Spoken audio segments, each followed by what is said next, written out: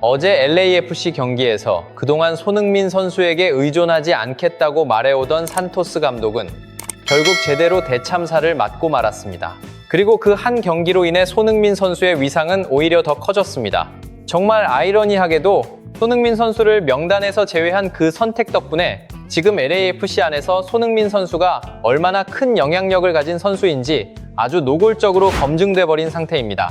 리그에서는 패배를 당하면서 팀의 흐름이 살짝 꺾였지만 하지만 실제로는 그 반대의 그림도 함께 만들어졌습니다. 손흥민 선수는 오랜만에 풀타임 휴식을 취했고 그 결과 현재 컨디션이 100%까지 올라온 상황입니다. 그래서 이번 이야기는 크루즈 아술과의 챔피언스 리그 2차전을 앞두고 여러분이 반드시 알고 가셔야 할 손흥민 선수의 좋은 소식들만 꽉꽉 눌러 담아서 전해드리겠습니다. 이번 내용은 괜한 어그로나 빈말이 아닙니다. 진짜 팩트로만 채워져 있습니다. 끝까지 들으시면 왜 지금 이 타이밍에 손흥민 선수를 두고 분위기가 완전히 달라졌는지, 왜 상대팀이 긴장할 수밖에 없는지 아주 선명하게 보이실 겁니다. 손흥민 선수는 지난주 크루즈 아술과의 북중미 챔피언스 리그 8강 1차전에서 팀이 밀리던 흐름 속에서도 결정적인 장면을 만들어냈습니다. 동료의 패스를 받은 뒤 압도적인 스피드로 그대로 골문을 갈라버리면서 흔들리던 분위기를 단번에 뒤집어 버렸습니다. 그 골 하나가 단순한 득점이 아니었습니다. 그 순간 경기의 공기가 바뀌었고 LAFC는 손흥민 선수 덕분에 3대0 승리를 가져갈 수 있었습니다. 정말 대단한 건 밀리던 경기의 흐름을 한 번에 뒤집는 그 한 방이 손흥민 선수 발끝에서 나왔다는 점입니다. 그래서일까요? 북중미 챔피언스 리그 공식 홈페이지도 손흥민 선수의 새로운 역사에 대해 공개적으로 언급했습니다. 기사 내용은 이런 식으로 시작됩니다. 2026년 콩카프 챔피언스컵 8강 1차전 주요 기록을 요약해보자. 2026년 챔피언스컵 16강 1차전이 끝난 뒤 이번 대회 7주차 주요 포인트를 되짚어볼 시간이라는 식으로 말문을 열었습니다. 그리고 본격적으로 중요한 내용이 이어졌습니다. 번역된 내용을 보면 LAFC는 디펜딩 챔피언을 꺾은 최초의 미국 클럽이 되었다고 했습니다. LAFC는 디펜딩 챔피언 크루즈 아술과의 1차전에서 3대0 승리를 거두며 아주 중요한 결과를 만들어냈고 젊은 공격수 마르티네스의 눈부신 2골과 손흥민의 1골이 팀을 승리로 이끌었다고 평가했습니다. 그리고 이번 승리는 LAFC 대회 역사상 미국 클럽으로서 최초로 디펜딩 챔피언을 꺾은 기록이 되었다고 못 박았습니다.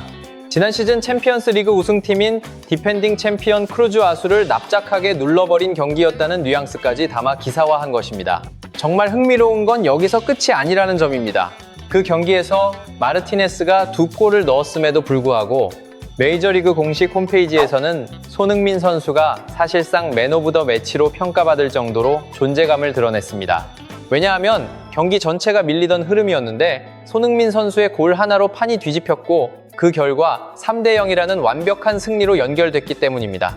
그러니까 이건 단순히 골 숫자의 문제가 아니었습니다. 손흥민 선수가 멋진 활약을 펼치면서 북중미 무대에서 최초의 역사적인 기록까지 함께 세운 셈이라고 봐도 전혀 무리가 없습니다. 정말 손흥민 선수는 대단하다는 말밖에 안 나옵니다. 이런 상황에서 손흥민 선수를 두려워하는 쪽은 오히려 멕시코 매체였습니다. 멕시코 언론은 손흥민 선수가 주말 리그 경기에 나오지 않았다는 점에 주목하면서 동시에 손흥민 선수를 향한 두려움과 극찬을 드러냈습니다. 해당 기사를 보면 포틀랜드 팀버스를 상대한 이번 경기에서 LAFC의 본래 모습을 보여준 선수는 타파리, 그리고 부안가, 주드 테리 정도뿐이었다는 식으로 평가했습니다. LAFC는 포틀랜드 원정 경기 선발 명단에 무려 8명의 새로운 얼굴을 넣었고 시작부터 하살 키퍼가 중심이었습니다.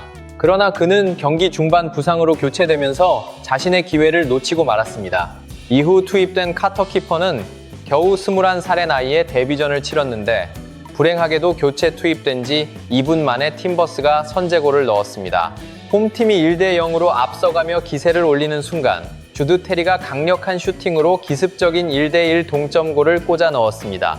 17살이라는 나이에도 불구하고 테리는 갑작스러운 동점골을 기록했고 첫 선발 출전에서 첫 골까지 터뜨리며 평점 7.7을 기록했습니다. 솔직히 이 정도면 어린 선수로서는 엄청난 임팩트였습니다. 하지만 실제로는 여기서 팀이 살아나지 못했습니다. 냉정할 정도로 인상적인 테리의 활약에도 불구하고 LAFC는 로테이션을 돌리다 결국 패배를 당했고 무패 기록도 끝나버렸습니다. 손흥민과 세그라 같은 핵심 자원들에게 휴식을 준 대가를 산토스 감독은 크게 치른 셈입니다. 기사도 분명하게 짚었습니다. 이 선수들이 출전했다면 득점뿐만 아니라 무실점 기록까지 이어갈 수 있었을 것이라고 말입니다. 그러니까 이 패배는 단순한 리그 패배가 아니라 감독의 선택이 얼마나 위험했는지를 그대로 보여준 경기였습니다. 정말 밥줄 같은 핵심 자원을 빼고도 버틸 수 있다고 자신했지만 현실은 전혀 달랐습니다. 며칠 뒤 콘카카프 챔피언스컵 8강 2차전을 위해 LAFC는 멕시코로 이동합니다. 그런데 문제는 이번 로테이션이 LAFC에게 부담으로 작용했고 팀은 타격을 입은 채로 멕시코행 비행기에 올라야 한다는 점입니다. 멕시코 매체는 이 상황을 아주 직설적으로 정리했습니다. 손흥민이 없자 LAFC는 골은 넣을 수 있었지만 승리는 없었다. 사실상 손흥민 없이는 승리할 수 없다는 메시지를 던진 것입니다. 이건 단순한 칭찬이 아닙니다. 상대가 손흥민 선수의 존재를 얼마나 크게 보고 있는지, 얼마나 경계하고 있는지를 보여주는 대목입니다. 그렇다면 이제 가장 중요한 장면으로 넘어가 보겠습니다. 과연 크루즈 아술의 역전 시나리오는 어떻게 흘러가게 될까요? 멕시코 매체가 내놓은 분석을 보면 지금 이 팀이 처한 상황이 결코 가볍지 않다는 것이 아주 선명하게 드러납니다. 크루즈 아술은 1차전에서 LAFC에게 3대0으로 패배했습니다. 이 결과 하나만으로도 이미 벼랑 끝인데 하지만 실제로는 그보다 더 숨막히는 조건이 걸려 있습니다. 콘카카프 챔피언스에서 희망을 이어가기 위해서는 LAFC를 상대로 3골차 열세를 뒤집어야 하는 과제에 직면해 있기 때문입니다. 이제 크루즈 아술은 홈으로 LAFC를 불러들여 8강 2차전을 치르게 됩니다. 여기서 더 무서운 건 원정골 규정입니다. 만약 멕시코 팀이 홈에서 경기하면서도 원정팀의 공격을 막아내지 못한다면 이 대회에서 원정골의 중요성 때문에 준결승 진출 가능성은 급격하게 낮아질 수밖에 없습니다. 그러니까 이번 승부의 핵심은 아주 단순하면서도 잔인합니다. 라르카몬 감독이 이끄는 크루즈 아술이 정말 기적을 만들어낼 수 있을 것인가, 아니면 LAFC가 국제대회 준결승 진출 티켓을 사실상 확정 지을 것인가, 이 갈림길에 모든 것이 걸려 있는 겁니다. 그럼 크루즈 아술이 4강에 올라가기 위해 필요한 조건은 무엇일까요? 멕시코 매체는 이 승부의 결과가 콘카카프 챔피언스컵에서 적용되는 원정골 규정에 의해 결정된다고 분석했습니다. 종합 스코어가 같을 경우 원정골이 중요한 기준이 되는데, 그래서 크루즈 아술이 고려해야 할 시나리오도 꽤 구체적으로 정리됐습니다. 첫 번째는 크루즈 아술이 3대0으로 승리해서 스코어를 동률로 만든 뒤 시리즈를 연장전으로 끌고 가는 시나리오입니다. 그리고 4골 차 이상으로 이기면 크루즈 아술이 준결승으로 직행하게 됩니다. 예를 들어 4대0 승리, 5대1 승리, 6대2 승리 같은 결과가 여기에 해당합니다. 그런데 문제는 여기서 끝나지 않습니다. 정말 중요하고도 부담스러운 포인트가 하나 더 있습니다. 만약 LAFC가 원정에서 골을 하나라도 넣어버리면 상황은 훨씬 복잡해집니다. 그 순간부터 크루즈 아술은 경기 종료 시점에 훨씬 더 큰 점수차로 이겨야 하기 때문입니다. 그러니까 손흥민 선수의 컨디션이 좋다는 사실 자체가 멕시코 쪽에서는 엄청난 공포로 다가올 수밖에 없습니다. 상대 입장에서는 LAFC가 단 한 골만 넣어도 계산이 꼬이고 판 자체가 훨씬 불리하게 흘러가기 때문입니다. 그래서 멕시코 매체도 손흥민 선수의 상태를 경계하면서 LAFC가 골을 넣는 순간 크루즈 아술의 4강 진출 가능성은 크게 떨어질 것이라고 분석했습니다. 이런 상황에서 더 치명적인 장면이 하나 나왔습니다. 손흥민 선수를 만나기 전에 크루즈 아술이 먼저 흔들려 버렸다는 점입니다. 말 그대로 개박살이 났다고 표현할 정도로 분위기가 좋지 않습니다. 주말 경기에서 크루즈 아술은 아메리카라는 팀과 맞붙었습니다. 이 클럽 아메리카는 크루즈 아술과 지역 라이벌 관계인 아주 중요한 팀이고 말 그대로 더비 매치를 치른 셈입니다. 그 경기에서 크루즈 아술은 1대1 무승부를 기록했습니다. 경기 내용도 결코 편하지 않았습니다. 양 팀이 엄청나게 치고받는 흐름 속에서 점유율도 비슷했고 슈팅도 각각 11개와 12개를 기록하면서 거의 대등하게 맞붙었습니다. 유효 슈팅도 5개와 4개를 기록할 정도로 팽팽했습니다. 정말 한 치 앞을 내다보기 힘든 혈투였습니다. 하지만 실제로 크루즈 아술 입장에서는 이 경기에서 단순한 무승부 이상의 손실이 나왔습니다. 전력 누수가 발생했기 때문입니다. 최전방 공격수로 나선 이바네스 선수는 전반 38분 만에 부상으로 교체 아웃됐습니다. 이건 꽤 치명적입니다.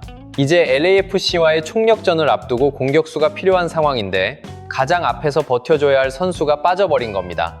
그리고 또 하나 짚어야 할 이름이 있습니다. 바로 로드리게스라는 선수입니다. 이 선수는 크루즈 아술의 에이스라고 할 수 있는 자원인데 공식 기록상 리그에서 현재 4골과 5개의 도움을 기록하고 있습니다. 이런 선수를 풀타임으로 계속 기용하고 있다는 점도 결국 팀 전체 체력과 경기 운영 측면에서 상당한 부담이자 전력 누수로 볼 수 있습니다.